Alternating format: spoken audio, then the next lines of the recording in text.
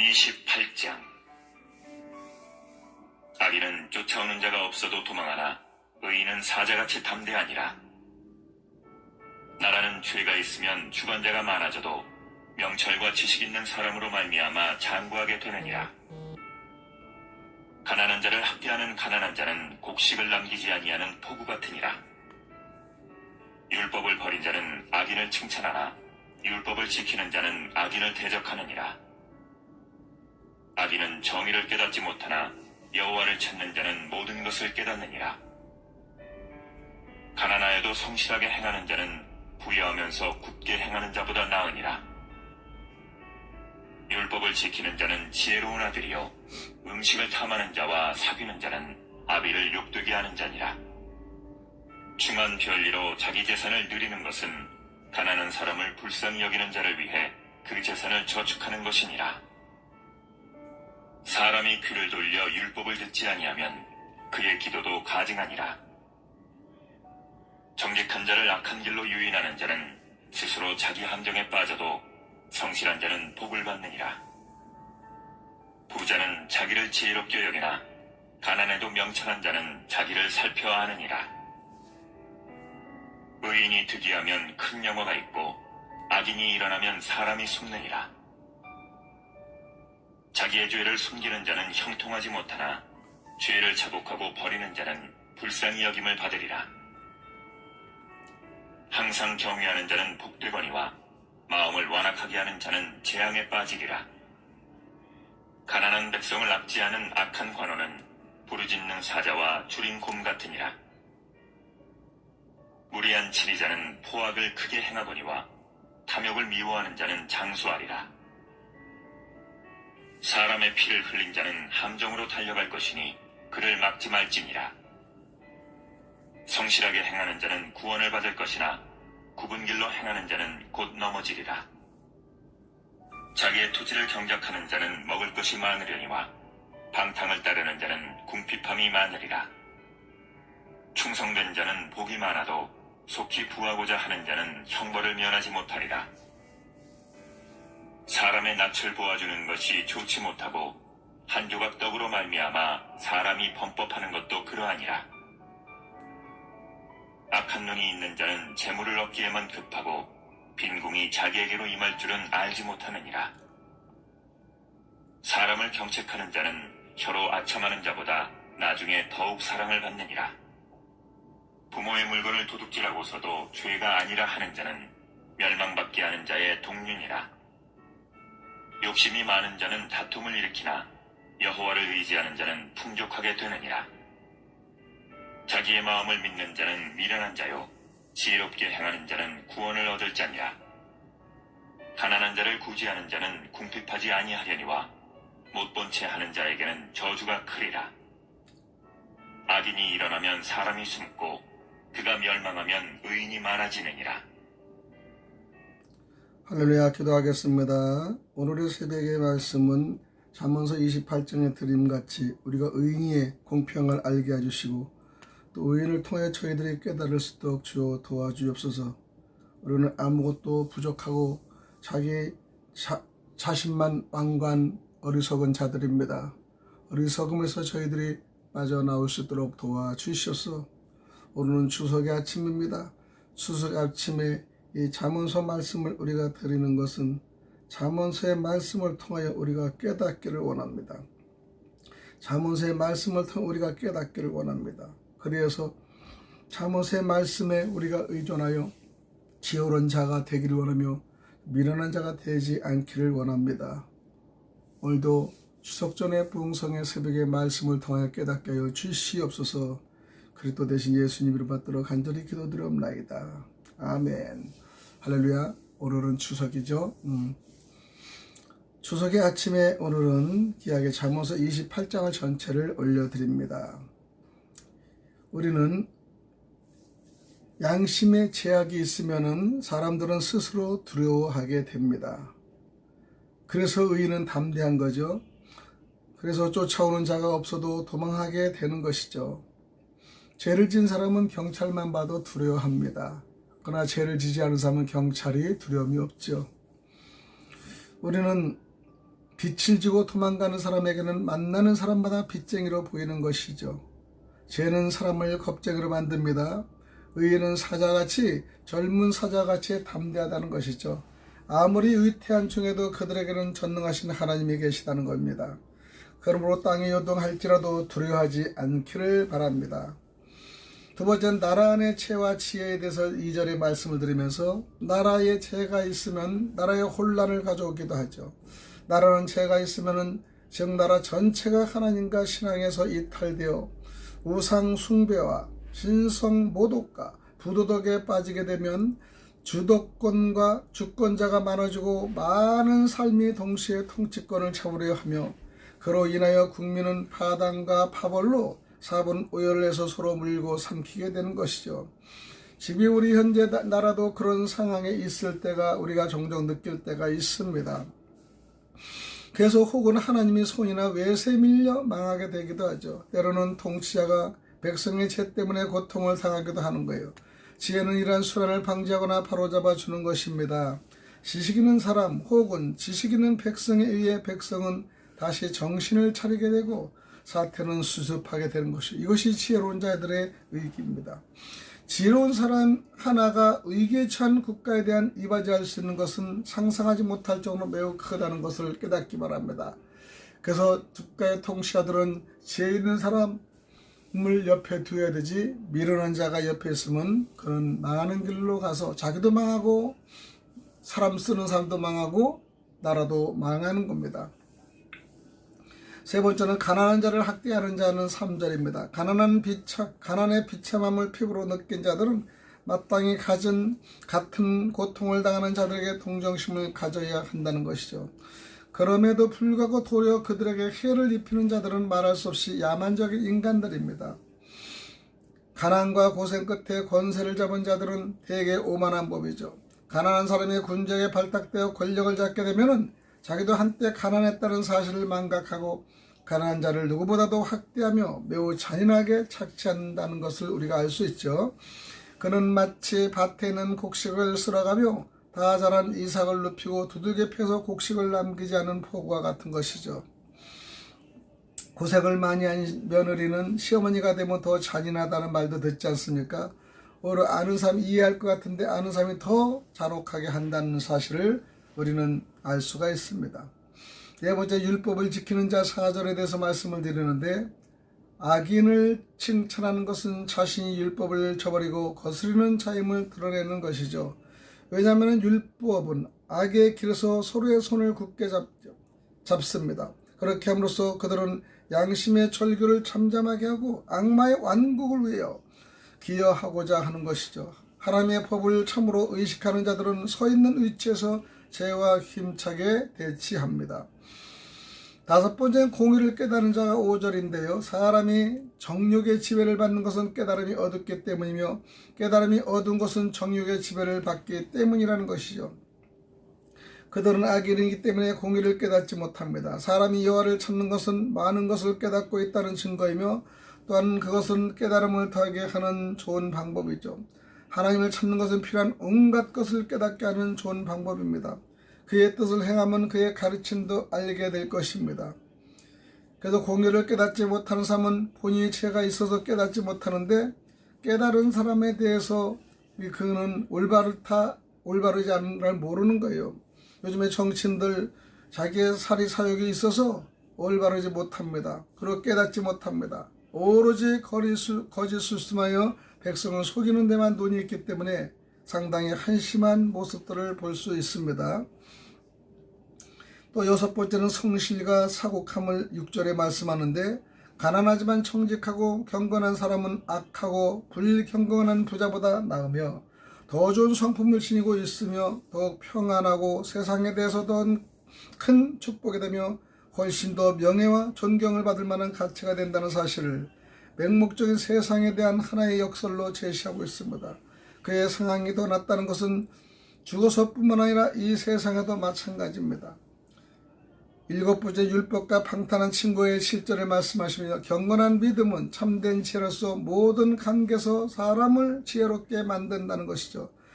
악은 죄인 자신에게 치욕이 될 뿐 아니라 그와 가까이 모든 사람들에게도 치욕이 된다는 사실을 알려줍니다.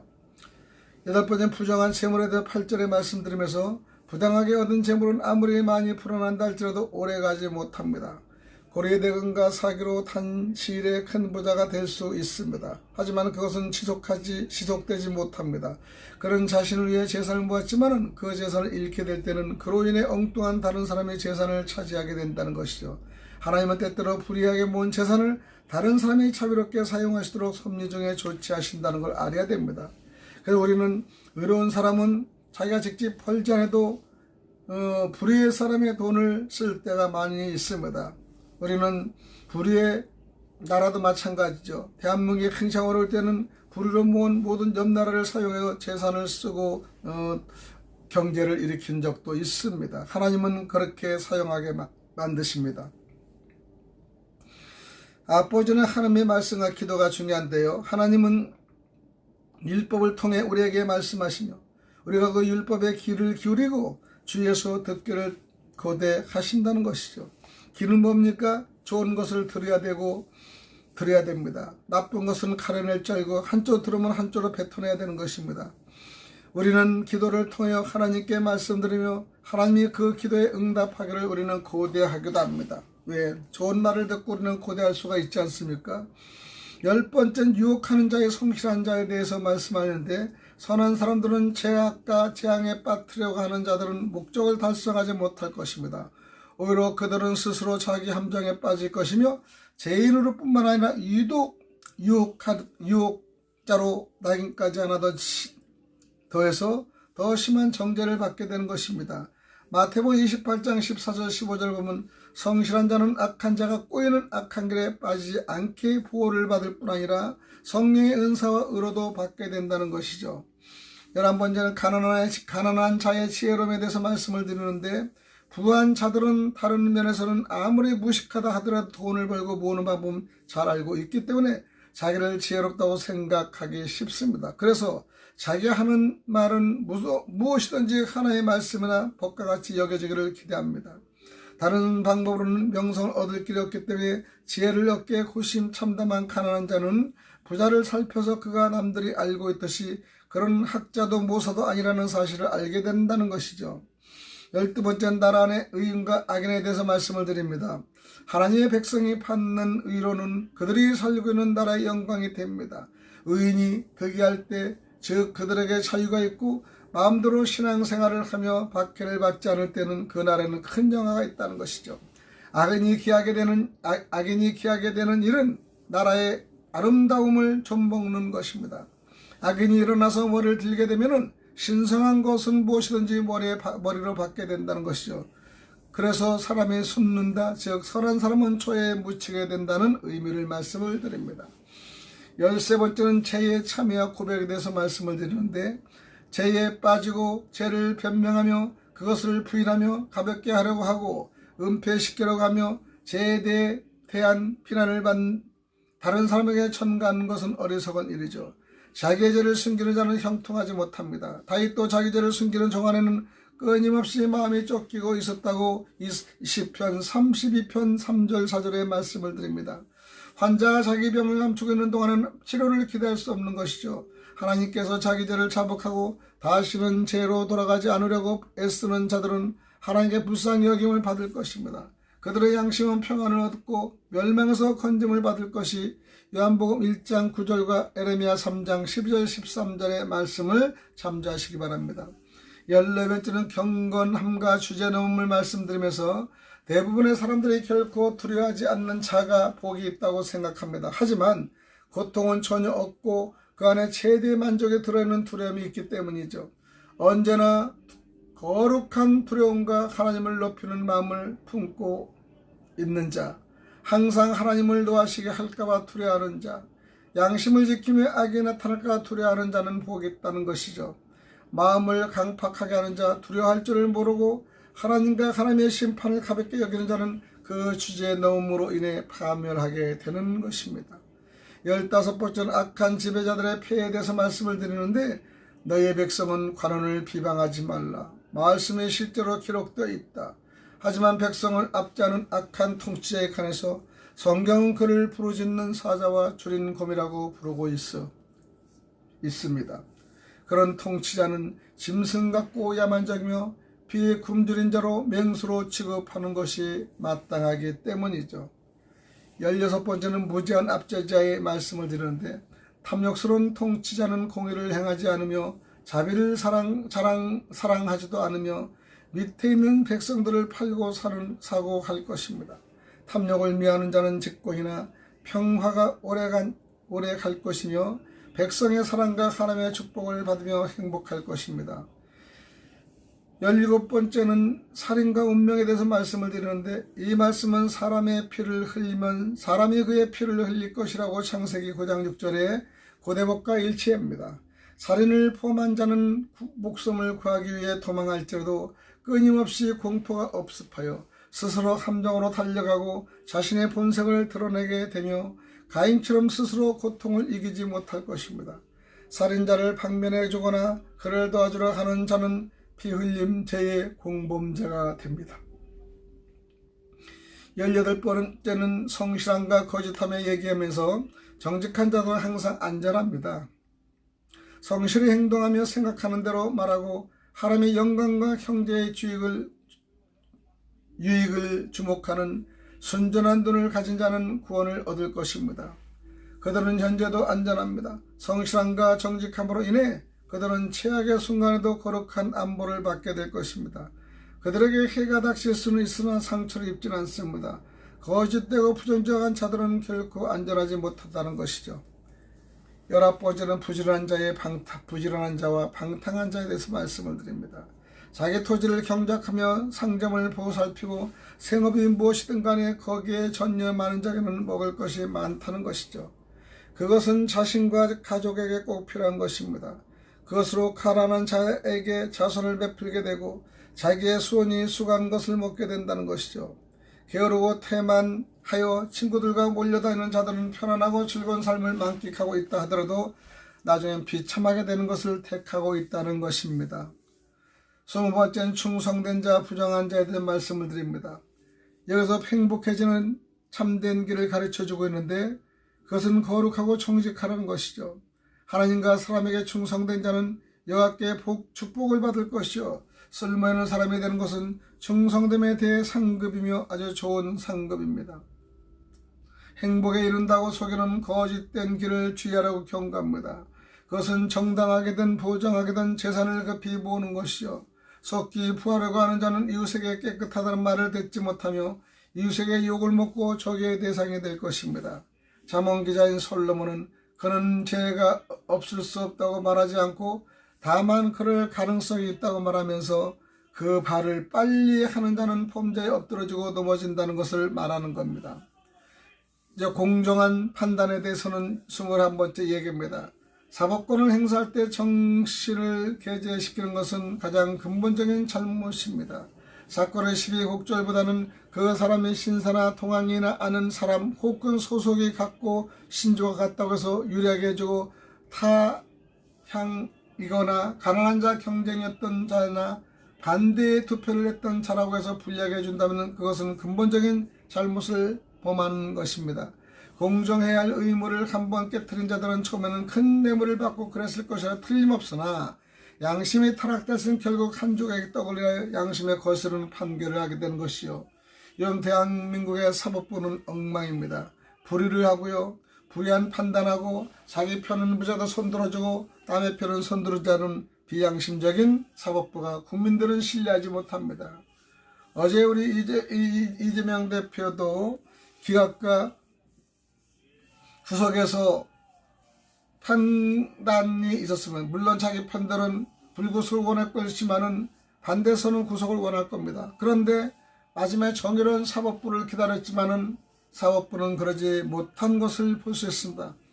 역시 자기 편은 자기가 붙잡아 주는구나. 이것이 불의를 행하는 자들은요, 자기 편은 자기 편으로 잡아주는 거예요.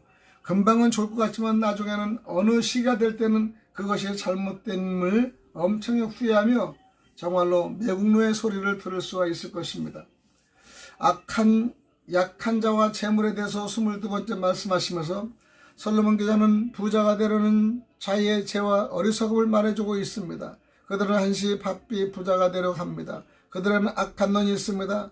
다시 말해서 자기보다 더 많이 가진 자를 보면 화가 치밀어 오릅니다.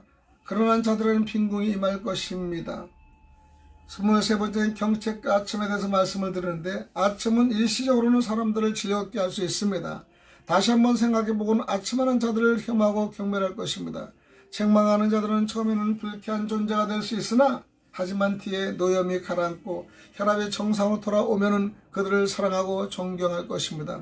의사가 상처를 살펴볼 때는 아프다고 소리치던 자도 치료가 끝나면 두둑히 할애하며 감사해야 할 것이죠.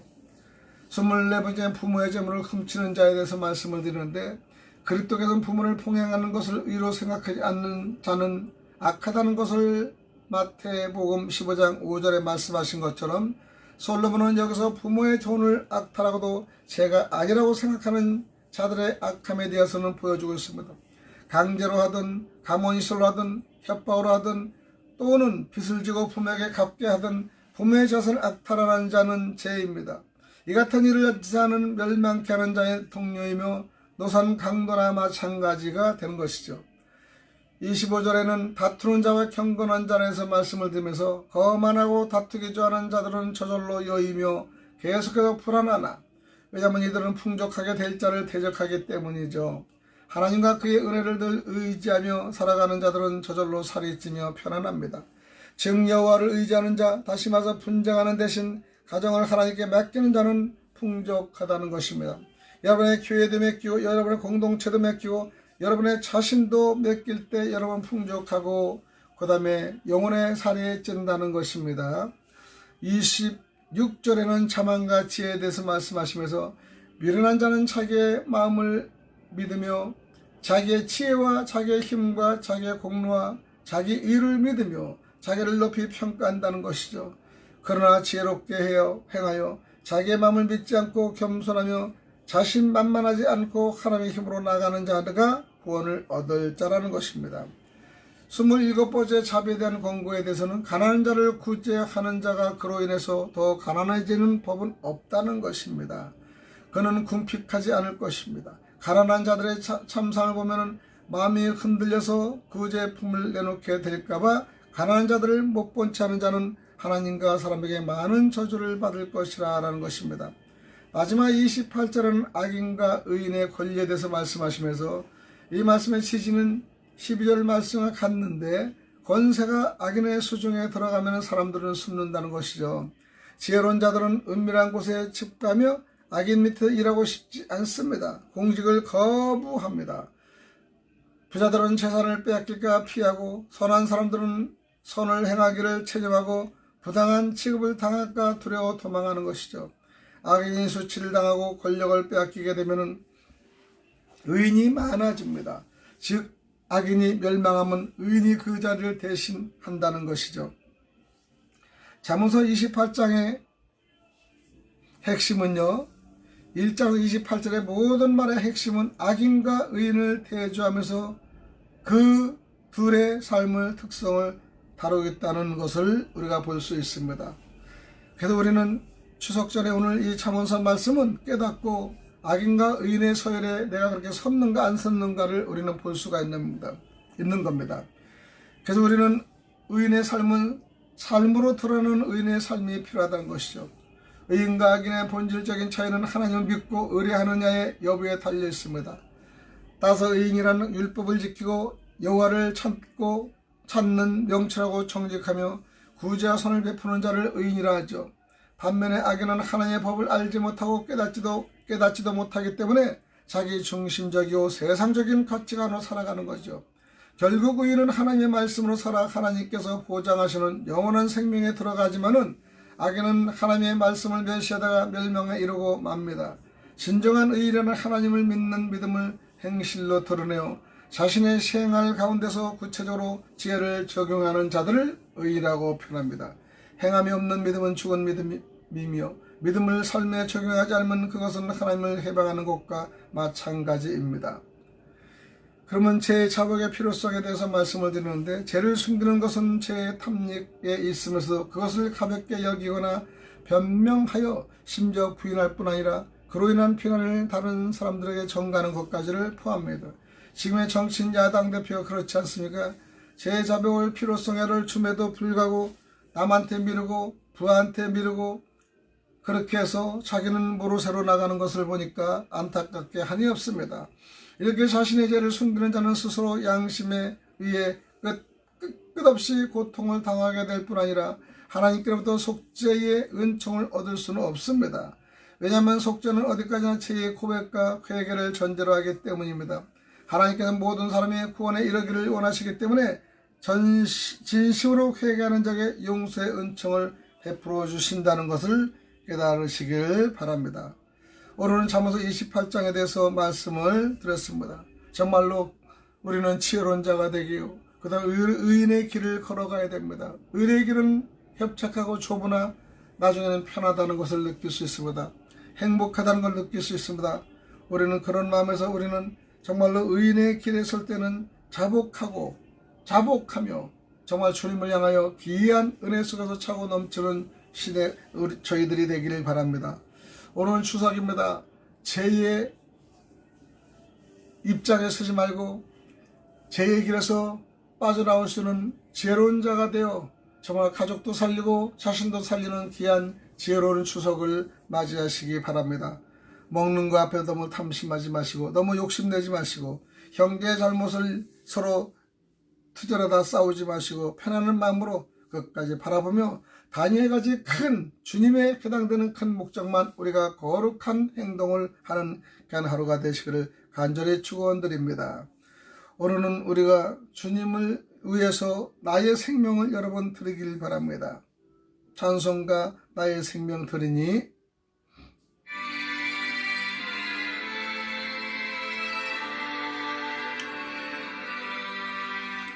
나의 생명 드리니 주여 받아주소서. 세상 살아갈 동안 찬송하게 하소서. 나 벌을 드리니 주여 받아주소서. 주의 이를 위하여 민첩하게 하소서. 나의 음성 들으니 주여 받아주소서. 주의 진리 말씀만 전파하게 하소서. 예보아 드리니 주여 받아주소서. 하늘나라 위하여 주 뜻대로 하소서. 악천팔 하나님 위인의 삶으로 살기를 원합니다. 할렐루야. 아멘. 들으니 주여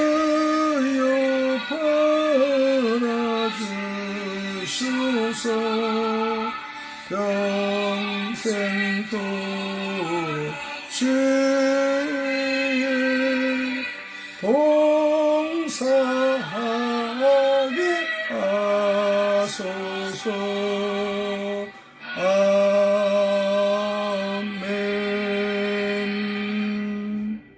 하나님 아버지 감사합니다. 오늘도 새벽에 추석전의 응성회를 통해 이끌어 주심을 너무나 감사합니다. 저희들은 주님의 지혜로운 자가 되고 정말 지혜로운 자가 되어 주님을 바로 알 수 있도록 주여 도와주시옵소서. 연약한 저희들에게는 늘상 주님의 뜻을 정말로 합리할 수 있도록 도와주시고 주님의 뜻에 우리의 모든 마음과 생각을 열 수 있도록 주여 도와주시옵소서. 오늘도 감사하며 살아계시고 역사하시는 그리스도 되신 예수님 이름 받들어 간절히 기도드렸나이다. 아멘.